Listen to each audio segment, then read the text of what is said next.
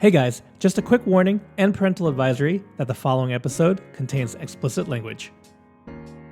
Welcome back to Lather Talk, a wet shaving podcast. Our guest for today is Scott Stewart of Declaration Grooming. We had a fun and very candid conversation and got to chat about his tenuous relationship with email, our mutual love of video games, and even some hot topics like flipping and the copying of shapes amongst brush makers. And now, on to the episode.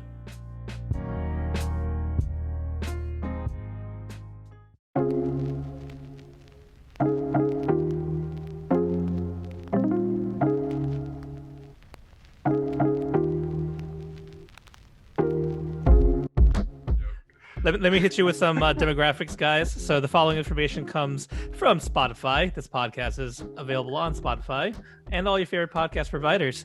But so 40% of our listeners are in 28 to 34-year-old. And then the next biggest group is in the 32%. At 32% is 35 to 44-year-olds. Which I believe this shirt. Come on, guys. This is Patrick Stewart shredding on a BC Rich. Come on. I love space Picard. Background. Love Picard. I do too. Janeway is my personal captain. I'll take all the flaming all day for that. But I got my reasons, and they're all fucking valid. It's 1F. Okay, I get 2 more. I mean, Janeway's up. I feel like, like Janeway and Voyager is like really severely underrated. It's overlooked. The only real Star Trek. Everything else is just like let's fly around the Alpha Quadrant and talk to people we already know. Like the actual Star Trek was Voyager because they're in the Delta Quadrant. Unknown. The unknown. Everything is first contact. She made first contact 74 years from the Alpha Quadrant, or however long it really took. 70,000 light years. It took them 7 to 8 years. Oh. I no segue from there. I'm sorry. No, man, you're totally fine. So obviously, the Final Frontier was named after Star Trek. Mm-hmm. There's your segue. Come on, man, it was easy. I've done so many nebula brushes. I'm in front of a nebula. It's true. Space is all over Declaration Grooming, and we'll definitely talk more about your various interests. Upcoming, upcoming. I have Apogee and Perigee, which will be a sister set. They're not close to done yet, but they have very fun, spacey labels. Much like Chaotic Neutral is my favorite label to date. Oh, that was a great one. Well, thank you. Spacey, definitely spacey. Yeah, I really like space. I've cultivated a persona, I guess, of being generally silent and aloof and unavailable, which is very in keeping with how I am as a human, but also I only have a finite amount of time. I think that of all the complaints that customers or prospective customers would have against me is that I am just the absolute worst at correspondence, but I just only have a finite amount of time, and in my head, and this is probably absolutely terrible for business, but correspondence comes last. Making shit comes first. And there's not a whole lot of time left over between the two. Like even an hour or two a day, if I were to devote that to correspondence, is an hour or two a day that I'm not making things. And the only reason people want to talk to me, the only reason anybody knows who the hell I am is because of the things that I make. So if I turn into just if I were to do this like this sort of podcast format, like take this time every day to just talk about things, that's time people are getting to know me as a human, but time that I'm not making things. And I feel like the ratio of knowing me as a human to me making things has to be very, lopsided. I think that's very understandable. Two questions though. Like, Yeah, of course. if you were to like break it down percentage wise, right? Because I think you said so in the past, where hey, you are into making software for shaving and hand tying knots, turning brush handles when you can. So let's put that all in one category of making stuff, which you mentioned. What Yeah. would you say then is like, and you can slice up the pie however you want, but out of 100%, how much, what's the piece of the pie that goes to making stuff versus uh for lack of a better term, I think customer service, because I mean that's big part of the communications part, but divide that out more if you like. Okay, so I'm gonna divide that piece. It's not just customer service, because there's a difference between customer service and Email. Too broad. There's a difference between customer service and like correspondence. Okay. Correspondence being like just chatting that's not about like, hey, there was a problem with my order, or hey, tracking hasn't updated in 2 weeks. Like those kind of emails, that's where most of my customer service time goes, is basically being just like a basic CSR. I don't have a customer service rep to do these for me. They're not complicated. They take time, and they take like whatever it is that I'm doing, whatever it is I'm trying to make. Like I could be standing out at the lathe. I have my phone mounted above me so I don't like feel a notification, have to reach my pocket to take out my phone so I can look at it, and it's like, okay, I see like the quick notification, and it's like, okay, that's from a customer. Let me check it real quick. And if it's like I didn't receive my order or whatever, then that's like okay, I'm gonna check on that real quick. But if it's a question that's like, hey, are you going to bring this sent back in the future? I'd love to be able to answer all of those questions.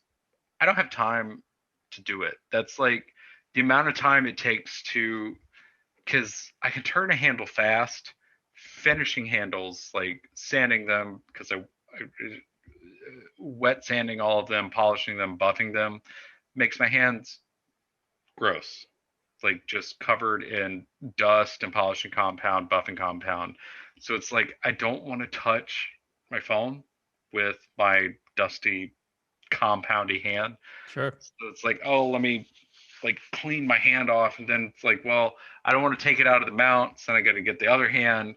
If I do have to take it out of the mount, it's like, okay, let me thumb this shit out, and then it turns into like a 5-minute thing, which doesn't seem like a lot, but if you've got momentum built on doing like a thing, and then you get pulled out of it from your phone for a second, which turns into 5 minutes, and that happens like several times per session, especially when trying to like balance life with this dude who can't be left alone. Scott is pointing to one of his pups. I'm sorry, I was pointing to Walnut. my puppy, who is now 5 months and Chungus. Big pup. Yeah, he's 5 months and a week now. Dang. But yeah, so, and then quite honestly, I come in here at night, like once I gotta go pick him up from daycare, and I come in here and I wind up sitting in this exact spot tying knots, and at some point try to take some personal time to like hang out with both of my dogs, or play video games.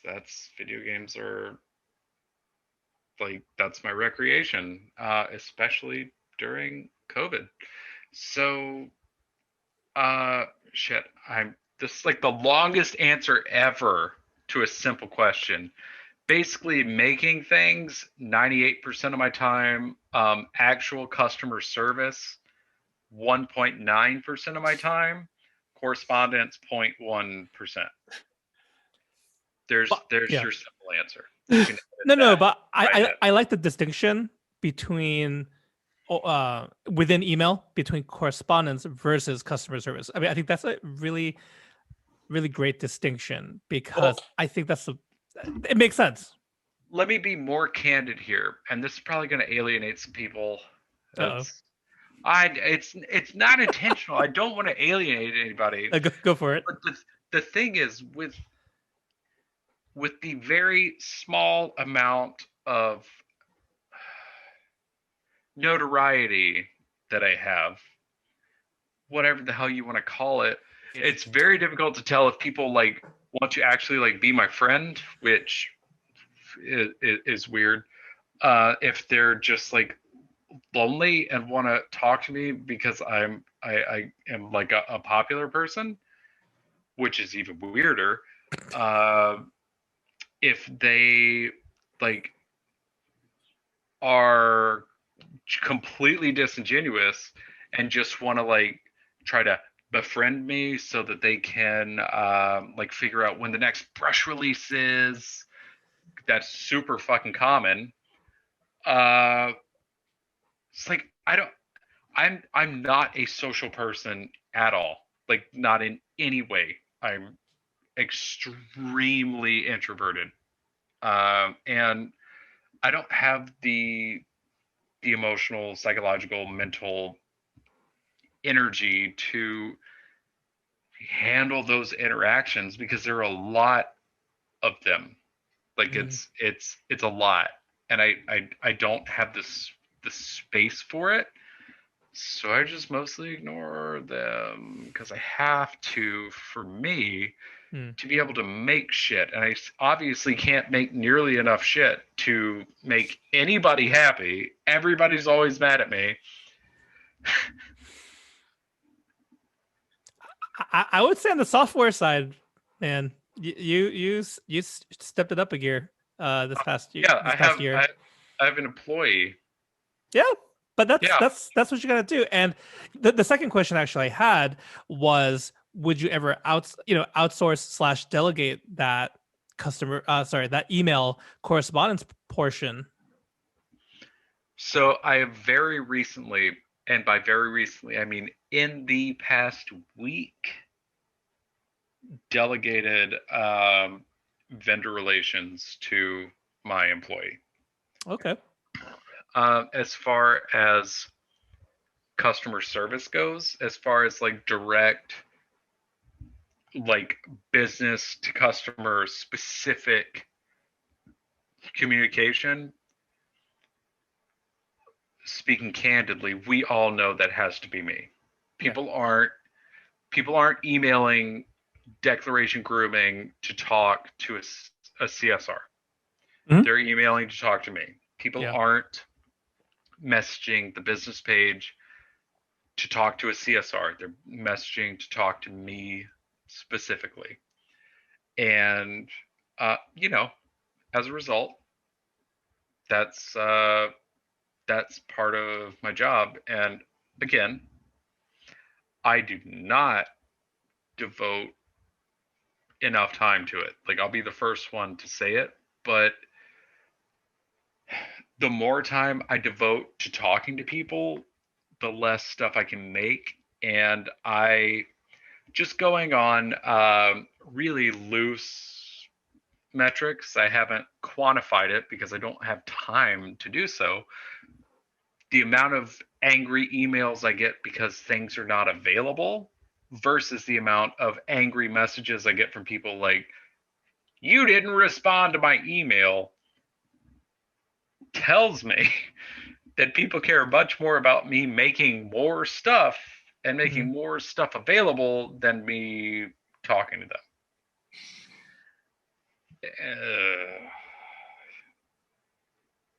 I'm doing my best, guys. I want to make everybody happy, and I can't. I can't. Nobody can. I think about it, like I'm just like, is anyone else in the unique position that you're in? I think about that all the time, because and not like to like mention, like I'm thinking like, the other people like who do like hand tied knots. I'm like, none of them specifically are also doing software, or Right. none or fragrances, or doing like all of the additional stuff. I mean, like, am I? I'm trying to think. I think, You know, Strike Gold, are they tying knots now?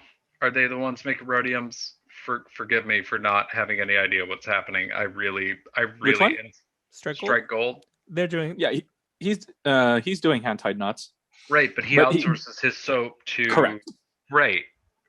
See, that's. Yeah, right. Yeah, and Yeah. stuff like that. As far as I know, hand tied knots are outside of China are coming from Varlet, Mozingo, Milton, Strike Gold. Strike Gold. Yeah. Is that it? Did I miss anybody? There's like a Black like Eagle. That's fine. Like, and like that's it. There's like a couple. I think one just popped up from Italy, and then is there Australia? Well, I think forgive my skepticism when I say this shit, but do we actually know? Because like I know Shave Mac exists. I also know that Shave Mac makes Viborg knots, or Viborg, sorry, and it's like, okay, so like I know of we don't have those kind of connections. We don't have those kind of ins. But yeah, like for the most part, I'm like, sure. When people say like you're a one-man show, I do have an employee now. One plus one. Plus one, yeah. Right. Right. I have a contractor. There you go. And that's, and it almost still seems like it's not enough. So she's killing it on her duties. So here's my current predicament. I'm going to gesture to my puppy now. For those of you on audio only, I'm gesturing to my puppy. I got him, and I expected about a month. I got him from some. Apparently, there are dog anti-vaxxers that exist. If that's your stance and what I just said angered you, I'm sorry. Vaccinate your fucking dogs. Moving on. He was completely unvaccinated when I got him, which means that my ability to get him into daycare was obviously not a thing for a while. So when I got him, I was like, okay, it's gonna be a bit. That's fine. We'll bond. I'll do some training for the dude. We'll get him. Like I had him at the vet 2 days after I got him. It was the first appointment I could get for his first round of vaccines. And I got him into daycare as soon as possible. As soon as 2 days in, canine influenza. Canine influenza is real. Oh, like it's a legit thing. So he couldn't go to daycare anymore, and I was like, okay, well, this is another 2 weeks that I can't work. So another 2 weeks couldn't work. For everybody that's listening to me talk right now, it's like, put your fucking dog in a crate and shut up. I have to do that and commute to my job. You're all right, and that's what I did with Brisket, and it was fine. I can't do it because I'm here. I don't have the ability to do it anymore. I don't want him to be sad. So he got better. I was like, excellent. Send him back to daycare. Yeah, gonna work. Started working, and then I was like, this is gonna be great. I'm gonna deploy this pre-order pilot idea that I've been sitting on forever. Did it. 2 days later, sick again. Oh. And it's been 2 weeks, and I haven't started on those pre-orders. And I am so stressed about that. To be fair, my correspondence, as well as my customer service, they've been better in the past 2 weeks. Mm. but I have him scheduled to go back on Tuesday. He's been asymptomatic for a while. And he has to go back because I have to be able to work in the garage. And he can't be unsupervised, and he's got some real isolation anxiety. So, segue from that, John, go. Oh man, that's where I'm at right now. Yeah. I had to put my cat down at the beginning of January, and that definitely left a void for lots of reasons, and he was necessary. So yeah, he exists now, and he's a real handful.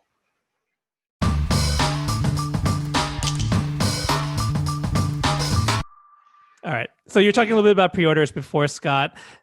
Is this going to become a regular occurrence? I know you're trying to play catch up and see how this first batch goes, but just assuming pre-orders the first round gets fulfilled, will we see more? First off, they will get fulfilled. I have no choice on that because so I'm going to cover a lot of ground here. I'm going to try and do it quickly, but this will hopefully answer a lot of people's questions because I get a lot of questions around this. And I do want to point out that, and this is not meant to be an attack on any one individual, because personally, I understand this very well in different spheres. The most, like the highest or the largest amount of positive feedback I have ever received at one time came the day that I opened up pre-orders. Wow. Normally, my inbox regarding brushes is full of people that are understandably frustrated. Like, I don't want to minimize anybody's frustration because I get it. I have hobbies. They're different than shaving at this point, just because once something becomes your job that consumes you for 5 years, that consumes all of your time, you got to find something else. I don't think any accountants are like going home and trying to buy like vintage versions of Quicken. I feel like they're going home being like, I'm off work now. I'm going to enjoy my life and buy some shaving products. For me, my entire job in life is shaving products, and so I've got other hobbies. But I know what it feels like to really want something and be like, oh, it's coming out tomorrow. I got this. And then like GPUs, like getting my 3090 Founders Edition. It took 2 months and a lot of work, but I did it. But it took 2 months of like having page monitors open for like 7 vendors and missing them all the time. Oh man. And being like, my 2080 Ti is perfectly adequate. I just want a 3090 for no reason. And and so the day that I released pre-orders, I received more positive emails in one day than I normally receive in a year. Wow. Yeah, I know. I was like, holy fuck. And it was from like people that missed the pre-order sale. They were just like, thank you so much for doing this. I feel like I have a chance of getting one of your brushes now. And so personally, the reason I resisted doing this for so long is because it's really hard already to juggle knotting services and regular brush releases. Regular brush releases for me, I started this job, like I quit my real life job. For those of you that don't know me, I was a software product manager. It was a legit career with a very strong career path, and I quit. Like I left it to make shaving products. And there was not a lot of support in my life to do this, especially when trying to explain to people, hey, I'm quitting my job to make shaving products. People were like, what in the actual fuck is wrong with you? Like, what are you talking about? And I was like, no, I, I've got a plan, and hopefully it's gonna work. Like, I gave up all of the stability of a real well-paying job with a very clear career track to do this. And I didn't expect it to work out. It I was like weeks away from it not working out, and then it did. I got my first batch of hair, and I was able to do it enough to keep going. I don't know, 5 years in. So I did. So I quit my job because I personally, I derive a lot of self-worth and satisfaction from being able to be creative. And at the very beginning, the entire thing was creative. It was easy to be creative. There were so many avenues for creativity. And as things got bigger, those avenues closed off. And right now, my only two areas of actual creativity are scents and resin pours, and that's it. And I didn't want to move to any sort of pre-order system, anything, because that was essentially like giving people an order form or like a menu of like, hey, here are this many choices. And that removes, that would be like removing one more of my creative avenues, leaving me with literally only one, which is just scents. And I really like screwing with resin and doing different pours, thinking of different color combinations, different techniques of pouring. But after 3.5 years since I founded Declaration Brushworks in the beginning, obviously to everybody, myself included, and I want to be really, really clear here, I don't like page monitors any more than anybody trying to get one of my brushes does. I don't like it at all. I don't like them. We're gonna I have wish lots of people saying like, "What's a all the page time. monitor?" No, it's just emails of people saying, "Hey, why do the same 8 people always get one of your brushes?" And me having to say, "Well, they use page monitors," and I wish that didn't happen, but I can't do anything about it. I'm not a web developer. I've developed a lot of skills since I started this because it's pretty much just me.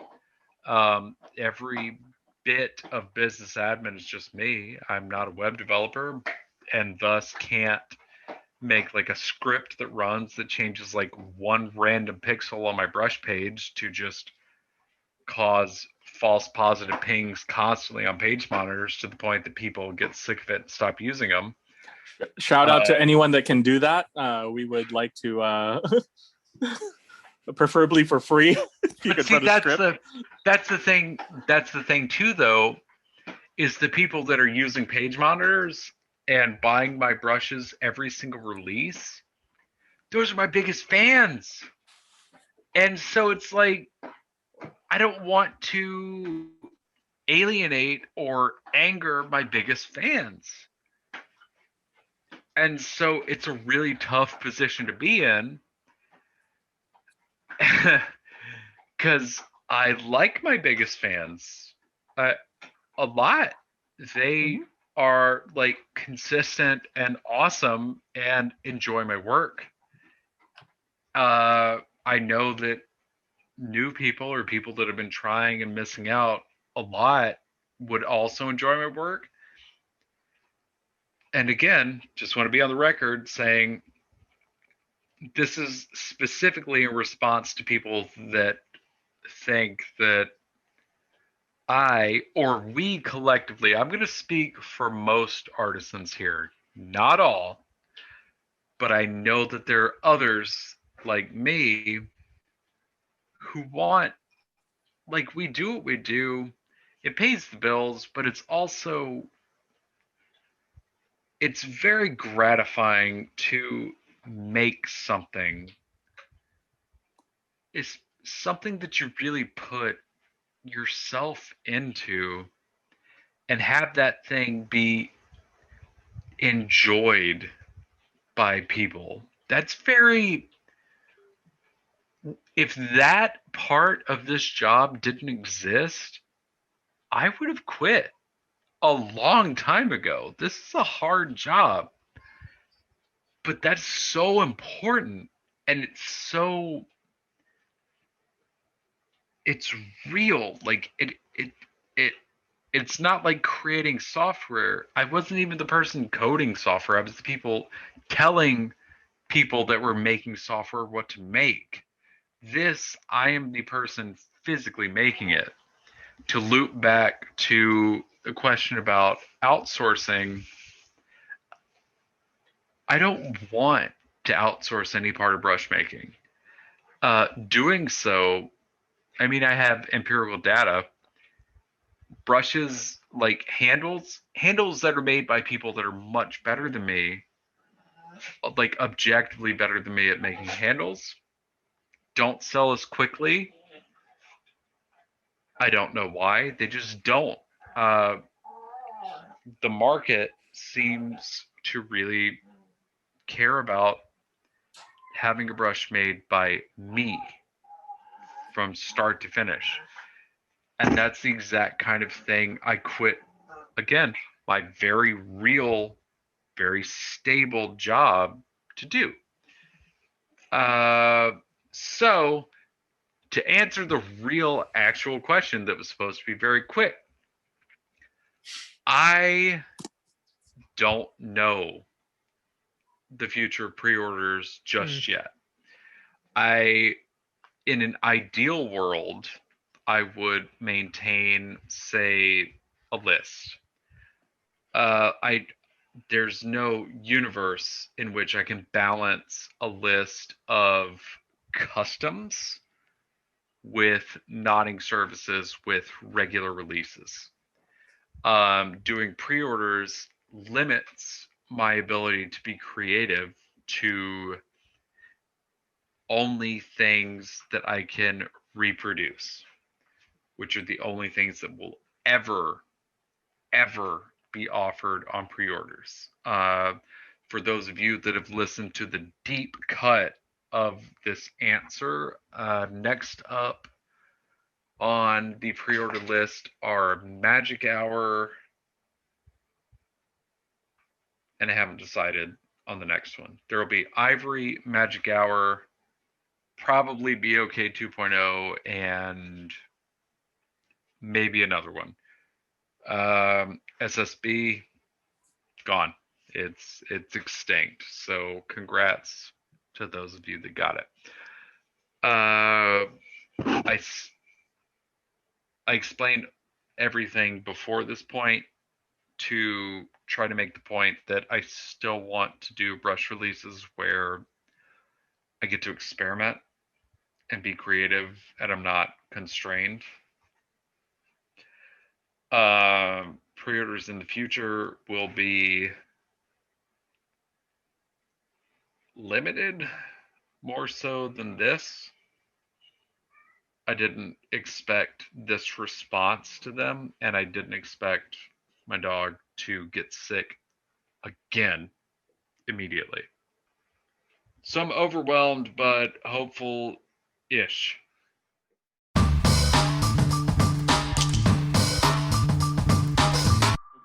So it has been said that you personally only shave with water. Is it true? Can you give us the gossip?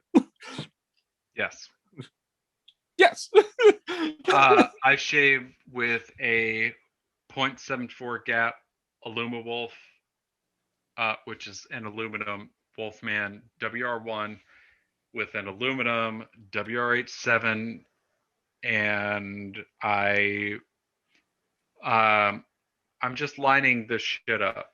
And I know I said this years ago because I've had this Wolf for a long time, and I personally prefer light razors because, in my opinion, and we just okay, depending on how editing goes, we talked about video games for a lot, and I like games generally that are hard.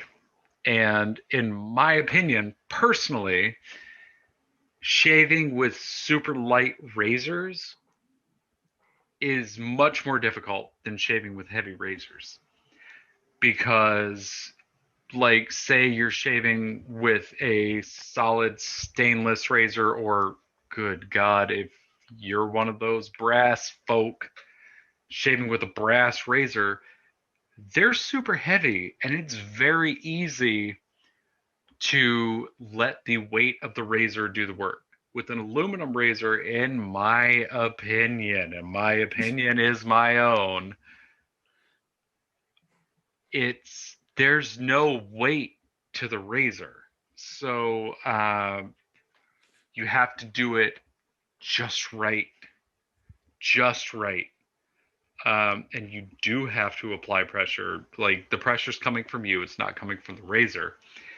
And to me, that challenge, because the parts that I'm not shaving, with the exception, in my opinion, of my chin, which is, in my experience, a problematic area to shave, I shave my neck, and top of my cheeks doesn't count, but I shave my neck, and that's it. And uh, the challenge of doing it just right with just water and aluminum razor with a blade that is definitely more than 4 months old at any given time, except right when I change it. A week after I change it, it's more than 4 months old. That's how time works. Is I enjoy that challenge because I've got some real masochistic tendencies. Fun story, I guess. True story. For those of you on audio only, this is going to be nothing, but I have a full sleeve on my left arm. It's the entirety of my left arm up my shoulder. I shave this. This I shave with a brush and soap and a fresh blade. My face and neck, no, I just do it right with the razor. And it's hard as fuck. Like, it's hard. It's intended to be hard. And honestly, the reason I do that is just so that I don't fuck my line up of my short stubble beard. I keep it short, and I don't want to fuck my line up. And if I try and like lather this, I wind up with it at my you're gonna jawline every Oh. time. Yeah. I ruin it Hmm. every single time. So that's where water came from, and that's why I used just water. And then I was like, oh God, this is hard. Wound up just destroying my neck so many times. And now I don't, which makes me feel superior. And what else is wet shaving as a hobby about if not feeling superior to other people? In the words of the great Ron Swanson inside a hardware store, I know more I than think you. about it all the time. All know the more than you. time. I know more than you. I know more What than can you. help you with it? I know more than you. I think about it literally all the time. Before I'd walk If into you think- Walmart. Also, let it be heard here first, because I name my soaps or my scents or whatever the way I do. There will be a snake juice. Snake juice. You get it. Yeah, it'll happen. I'll try to make it smell better than Tom did, but there will be a snake juice. Well, hit me with. Let's get with these questions then. Okay. The one question it was from our friend over at Try That Soap. What is Scott's most prized possession in EverQuest? Why is it pre-nerf J boots? It wasn't pre-nerf J boots. It was always my fungal tunic. That was my absolute prized possession. I was an Ixar monk. I got my fungal tunic, and this is going to appeal to nobody. Nobody's going to know what the hell I'm talking about, Including the two people. Except maybe our friend had tried that soap. I bought it in East Commonlands in the tunnel less than 2 days before the drop rate was nerfed. I got it for 8,000 plat. I got lucky on a Jade Mace drop. It was that was like the only lucky thing that ever happened to me in my life. And everything else was garbage. But that dude, just reliving that was just almost like man, we're gonna have to smoke a cigarette after that. Chef's kiss. So I have a very like addictive personality when it comes to stuff like that. So I never got into MMOs. Like I loved Warcraft 3, and then when they announced WoW, and I'm just like, I can't do this. Like I will seriously become. I'd been playing EverQuest for years. It had already taken root. I did play WoW. I never liked Blizzard games. I played WoW because everybody did. Everybody was like, and it's like, okay, I'll play WoW. So I did. It was like I couldn't get over just being annoyed with it in general, because I was like, okay, they took EverQuest. They took all the parts of EverQuest that were hard and like made things meaningful and made them super easy. Like they stripped, like playing EverQuest was soul crushingly difficult. And Blizzard was like, we're going to take all that soul crushingness away. And I get that for a game. That's okay. Make the game fun for these filthy casuals, whatever.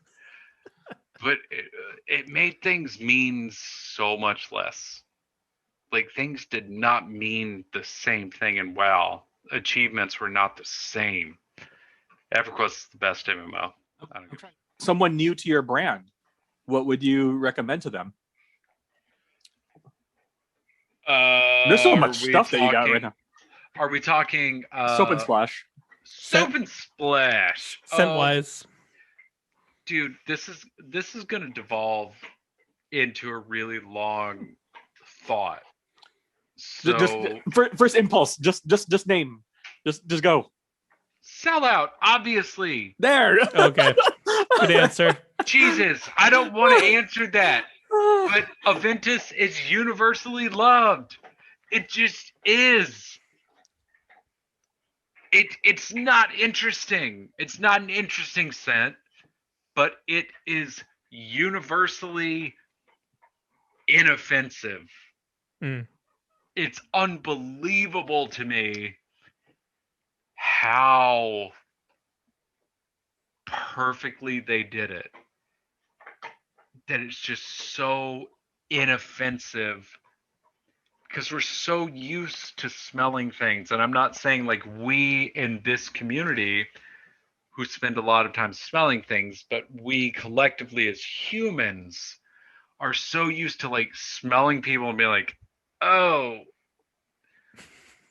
that if there's just some Aventus on them or sellout or executive man or whatever the hell anybody else calls it, if there's some of that on that person, we're gonna have to request the meme with every single if there's just some of that on them, then it's like that person doesn't smell bad. And almost everybody, like, it is crazy how transcendently approved that scent is. It's not interesting, but it's so inoffensive that you can put it on just about anybody or anything, and it's like, okay, this thing is less objectionable to me. I would also like to, honorable mention to opulence as well as far as being inoffensive. Oh, for a crowd, at least a crowd pleaser, if not inoffensive. Yeah, definitely a crowd pleaser. Yeah, and I have no problem being on the record saying that I literally only do dupes as crowd pleasers because they are low effort and they sell well. Which was another technical question. Yeah, well, not really. There's like something about like, something about. I think there was something like that in there. How do you choose what dupe scents to use? Is it popular? People ask me. Yeah, people ask me. They're like, "Hey, will you do a dupe of this?" And I'm like, "Let me see if other people care about it." Then I ask a couple of people, and if those couple of people are mostly like, "That would be great," and it's like, "Yeah, okay." And then the amount of effort involved is getting a decant, designing a label, and then going through like the endless tedium of ordering pre-blend fragrances and smelling them versus the decant and figuring out the closest one, and then doing lots of skin tests to make sure it's not going to burn. And that's the amount of effort versus doing original ground up fragrance design. Mm. Yeah. So they're lower effort, not great, but lower. And that's the only reason I do any dupes at all, is because they're known quantities to people. Like, they're already known, and there's already like a fan base built in. It's like being a cover band at a bar. It doesn't feel good other than like how well can I do what these other creatives did for these people in the bar? I'm done with this question now. Okay. All of my thoughts have been No, thank you. That question was from Daily Care Solutions. Actually, a bit of a follow-up because it involves one of your dupes. As a question from Hanging with JT. He asks, are you a big Rush fan based on Cygnus X1, of course? Of course. Why else would I name... Again, I'm obviously a huge space fan in general. Cygnus X1 is the first black hole discovered. Hopefully I'm not wrong on that. But also, holy fuck, the cliffhanger of Cygnus X1. I love Rush. So yes.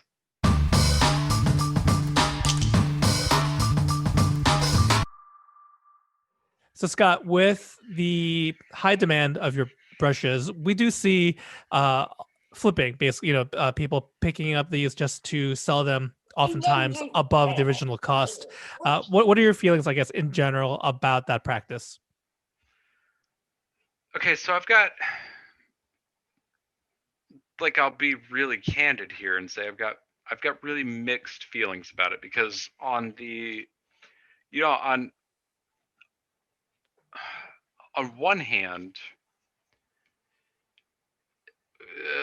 like, watching my products sell for more than I sold them for tells me, like, hey, you can raise prices at some point. And in case I haven't stressed it before, this is my sole source of income. Like, this is how my mortgage gets paid, and my student loans get paid, and all of my debt gets paid from everything. Keeping these dogs alive, keeping myself alive, all comes from this. And so watching the secondary market, when my brushes sell for more than I sold them for, is like, okay, maybe I'm not priced accordingly. On the other hand, it's deeply frustrating. Like, I can't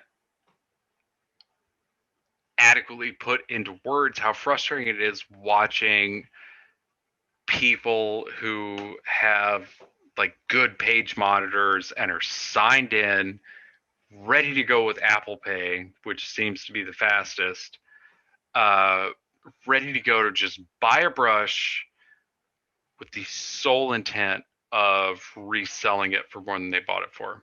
Like, without even trying it, without wanting it. And I get that to those people, it's just a product.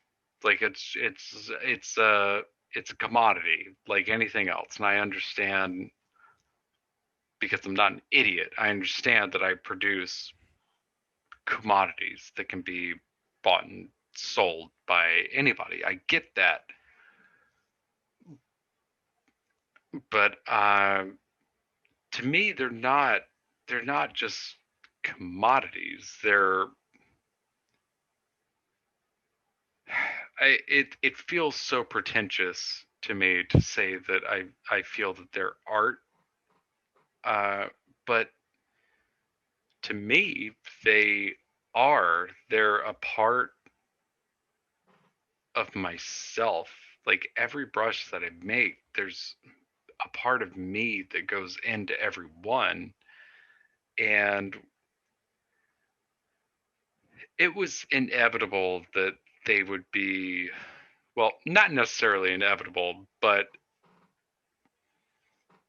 likely, I guess, with the whatever level of success you want to call what I've achieved, is that they would become like baseball cards, or I honestly feel like Pokemon cards, with the gotta catch 'em all mentality is a better fit. Mm-hmm. It in retrospect, it feels like that was just an inevitability. Mm-hmm. And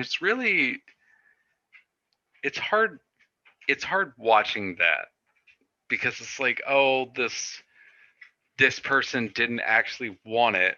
They just wanted to make like $100 because their page monitor was better, or their Apple Pay was faster, or whatever. And it's not even like, oh, I could have made an extra $100. I don't care about that, because I'm the one that has my inbox that reads emails from people that really want a brush, and they're not fast enough, or they miss a release because the releases are available for like 45 seconds. And when I announce releases, it's worse. I've only announced one release ever, and it was huge, and it was gone in like 1 minute with an announced time, and that's faster than if I don't announce them. But then it's only people with page monitors, and so yeah, so that's where the pre-order system came from, and that didn't work the way I thought it was going to. They sold, I I'd never imagined the amount that I made available would sell.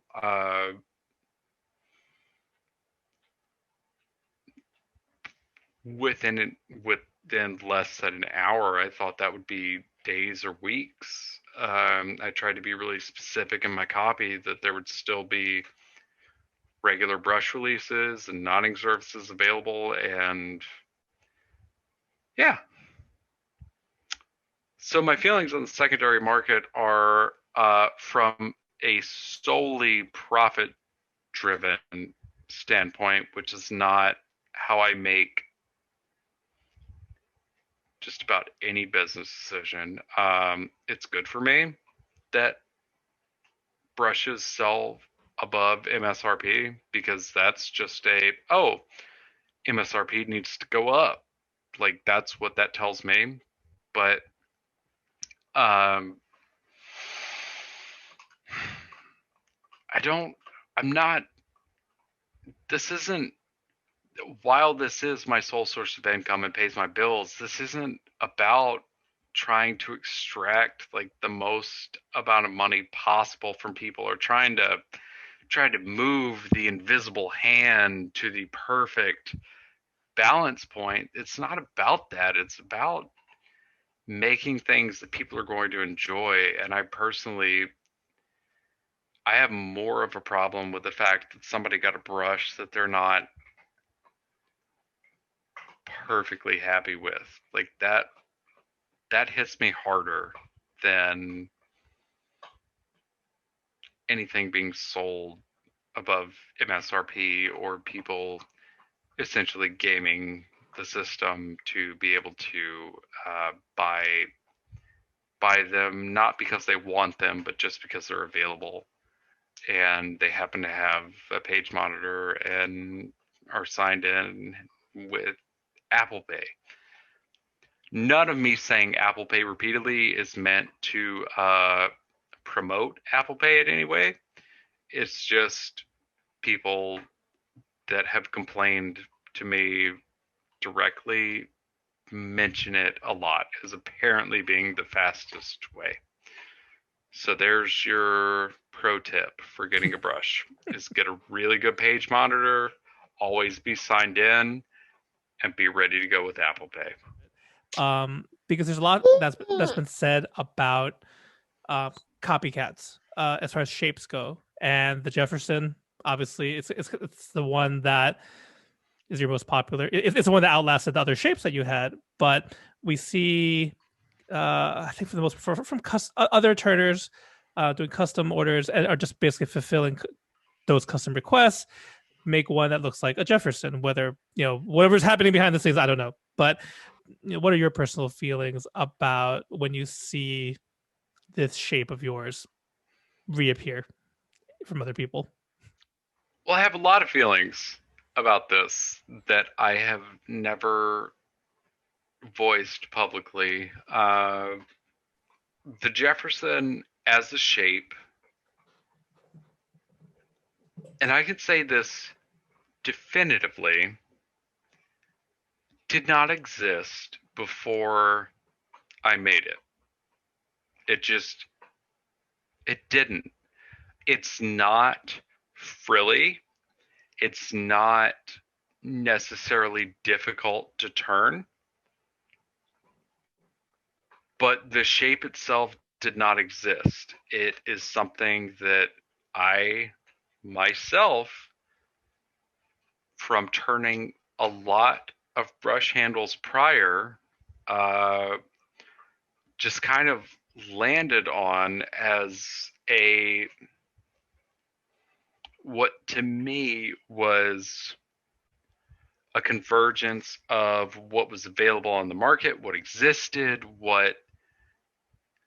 I mean, the market was so dominated with like chubbies and like polos, like that sort of handle, that the Jefferson, it to me, and again, I'm not trying to step on anybody's toes, not anybody in particular at all, but it's my shape. And being my shape, it to me feels inevitable. Like it feels like it was just an inevitable evolution of everything I had turned up to the time where I was like, okay, Declaration Brushworks is going to be a thing. I had my first batch of hair for a while. I had drilled on tying knots for months with a single sample of hair. I tied it over and over and over and over for months while waiting for the first shipment to come in, and I was still turning handles at the time, under the L&L brand. And the Jefferson in particular was just, I needed a shape that I could reproduce but would be comfortable, because like I have no problem saying that the Franklin was an offshoot of the chubby style handle, but designed, in my opinion, because I'm the one making this shit, designed in my opinion to be ergonomic, because holding a chubby to me sucks. Like it's not comfortable to me. Other people, I don't know. Other people seem to love them, and that's fine. But this shape, for those of you listening, you can't see it. I just happen to have a Jefferson right here. This shape didn't exist. And this is just the evolution of, I don't know, doing a thing for a year and making a bunch of handles, and you make a bunch of shit and you're like, oh, this is comfy. Why is this comfy? And you keep doing that and looking at what's available, and you keep doing it. For me, I landed here as the just ideal handle shape that's comfortable. Now, it's obviously possible that that happens with other people. It's also unlikely that people doing this specific niche work for not a large market have not seen this exact handle shape that I made. And there's one person in particular that absolutely intentionally copied this shape for just not mass production, but for regular production. The rest of the copycats that I've seen are, I remember what it was like to be in my first year of doing this, and like any amount of money I could make from doing it was very helpful. Real quick shout out, and this is unrelated-ish, but huge shout out to Sean of Chatillon Luke's. Had he not collaborated with me when he did, I would have quit. I would have been bankrupt from this venture. Had he not done that when he did, I was 8 or 9 months in. Had he not done that, I wouldn't have made it. And I remember what that felt like. I remember having people, because I was doing only custom handles at the time, I remember having people say, hey, I can't get on the Wolf Whiskers list. I keep missing it. Can you make this handle shape for me? But I also remember saying no. I remember saying no a lot. And I remember saying no when saying no meant the difference between half a power bill or not. It's like, do I want to spend 2 hours paying half my power bill or not? And the only two times, there were exactly two times. One time it was for a friend for a trade, and I reached out to Peter and I said, hey, Peter, I have a friend that wants this exact handle shape. He just wants me to turn it. Do you mind if I do this? I'm not making any money off of this. I'm just doing a trade. And Peter responded and said, no, I don't mind. That's totally fine. The other time, a person took the time to take two Wolf Whiskers shapes and Photoshop them together into a shape that was not offered by Peter. And they said, hey, can you make this? And I again reached out to Peter, who didn't know who the fuck I was, because I was just a dude with a lathe. He didn't know who I was. I've met him several times since, and I love Peter, and I truly appreciate him for being just awesome early on in my career in shaving. But I sent him a picture and I said, hey, or that picture that the dude photoshopped, and I said, hey, this is a combination of two of your shapes that a person wants. Is this okay with you if I turn this? I will be making money on this. And he said, yeah, it's totally fine. I don't care. And that was awesome. The rest of the time, I was very specific. I will not copy anybody's shapes. And that's just so boring to me. Like, why be in this? Again, I don't know how this podcast is going to be edited, but I talked earlier about how this is art to me. This is a part of me that goes into all of this. Just, this isn't just me mass producing commodities. This matters to me. And so copying anybody was never something I was willing to do. And I made sure that if it ever came up, or even something copying adjacent, and I did research on shapes that people asked for, and made sure that anything I was going to be making, like if people had specific shapes in mind or had sketches, that it wasn't going to copy anybody else. So 4 years later from that, 5 years into this business, the Jefferson's a good shape.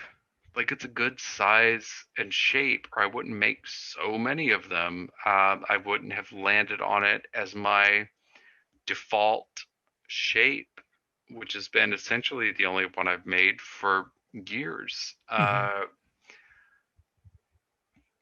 Watching people copy it it doesn't annoy me it doesn't annoy me in a monetary sense. I don't feel that it's going to erode my business too much. It annoys me in an artistic sense. Sure. Of, hey, why, you're a different person. You have a different skill set. Why aren't you using it? Like, be original. Be yourself. Make something that's a part of you. there's some turners that say, or some people that say, oh, every shape's been made, nothing's original, so everything's fair game. And that's bullshit. That's like saying every song's been written, so if you rip off somebody's song, that's totally fine. And that's bullshit. There's an infinite amount. Again, for me, functionality converged on the shape of the Jefferson, but if there were only one shape that made sense, there would be only one fucking brush shape, and there are thousands. So yeah, I wish people would be original for the sake of art, not for the sake of my business. I feel like in these conversations, debate, whatever you want to call it, right? The music analogy works really well because I think, and just art in general, it's easy to say we are an artist inspired by something, right? But it's wholeheartedly different from copying. So yeah, Coldplay and Joe Satriani will always be my go-to. I never liked Coldplay. I grew up listening to Joe Satriani and still to this day venerate him as the best guitarist I've ever heard and will probably ever hear. And Coldplay,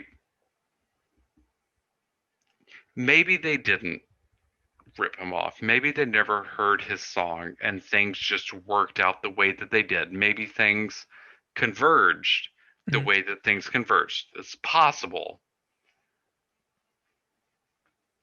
But it's still it's annoying artistically to me.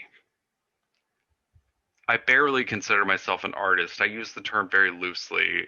And we can call that imposter syndrome, or we can be real about it. I don't know which is real. So either way, I wish that people would not do it. The most infuriating, there's not a lot about this particular situation of copycats or flipping or whatever that it absolutely infuriates me. But the specific attitude that truly gets to me is when somebody says, if Scott cared, he would just say something about it and then I wouldn't do it. That is the worst, because I fucking do care, but I'm also not,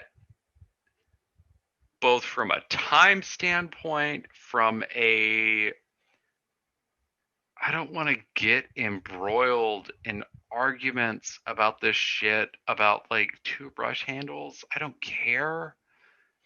I do care about people rationalizing whatever bullshit they want to do by saying that I would say something if I cared.